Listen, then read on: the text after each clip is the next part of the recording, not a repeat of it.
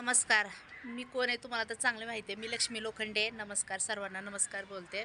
जय भीम, जय महाराष्ट्र. मला एकच बोलायचं आहे, की सोनं 70,000 80,000नी सोनं चाललंय. तर ज्यांचं हातावरचं पोट आहे किंवा नाही का, जे खूप गरीब आहे, त्यांनी सोनं कसं घ्यायचं तुम्ही सांगा मला. आता जे रिक्षावाले आहेत किंवा हो का, पगार किती आहे? 10,000, 12,000, लईत लई 15 किंवा 18,000 पगार आहे. सोनं आहे 70नी 80नी. पुढच्या काळात ते 1,00,000, 1,20,000, 1,10,000नी पण सोनं होईल. मग आपल्याला 1 तोळा सोनं घ्यायचं असेल तर काय वर्षभर राबत बसायचं का? तेवढं तुम्ही सांगा ना.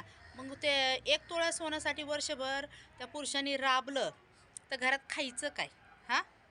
गरिबांनी सोनं घ्यायचं आहे का नाही? का फक्त सोन्याला असं बघायचं आणि घरी यायचं? जे श्रीमंत आहे, ज्यांच्याकडे पैसा आहे, की 80नी होऊ दे, 2,00,000नी होऊ दे, 3,00,000नी होऊ दे, ते घेतील ना. आपण घेऊ शकणार आहे का? तुम्ही सांगा ना. तर माझं एवढंच म्हणणं आहे, आता आज आहे ना तुळशीचा विवाह आहे, म्हणून मला आज बोलायचं आहे. आजपासून तुळशी विवाह म्हणजे आपलं लग्नसराई, तुळशी विवाह झालं की लग्नसराई चालू होणार. तर गरिबाच्या घरात सोनं घ्यायचं का नाही?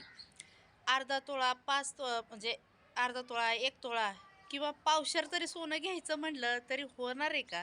पावशेर म्हणजे 2 ग्रॅम, 3 ग्रॅम, 1 ग्रॅम घ्यायची तरी आपली लायकी होणार आहे का? 1 ग्रॅम घ्यायचं म्हटलं तरी 20-25,000 रुपये लागणार. हां, सोन्याचा भाव वाढवा ना तुम्ही. 30,000, 35,000, लईत लई 40,000 सोनं करा ना तोळ्याला. हे 80-90 आपल्याला नाही परवडत बाबा. आणि ना माझं म्हणणं कुणाला पटतं त्यांनी मला लाईक करा आणि प्लीज कमेंटमध्ये तुमचं काय म्हणणं आहे ते लिहून पाठवा. म्हणजे आता बघा, माझं तर आम्ही तर गरीब आहे, आमचं तर हातावरचं पोट आहे, म्हणून मी तळतळून तुम्हाला बोलते. ज्यांच्याकडं जे पैसे पाणी असतील त्यांना काहीच वाटत नाही. त्यांना 1 का 2 लाखांनी काही होऊ द्या, त्यांना काही फरक पडणार नाही. पण मग आम्हाला पडतो. मग आम्ही सोनं घ्यावं का नाही? हे कधी घेतलेलं आहे?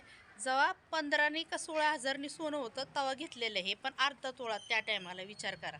आणि आत्ता तर आमचं नाही का, एक नगभर पण सोनं घ्यायची आमची लायकी नाही आहे. घ्यावं म्हटलं तर कसं घ्यायचं तुम्ही विचार करा.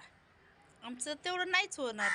तर ज्यांना ज्यांना वाटतं ना की सोन्याचा भाव कमी व्हावं नाही का, त्यांनी प्लीज मला लाईक करा आणि कमेंटमध्ये लिहा. चला तर बाय.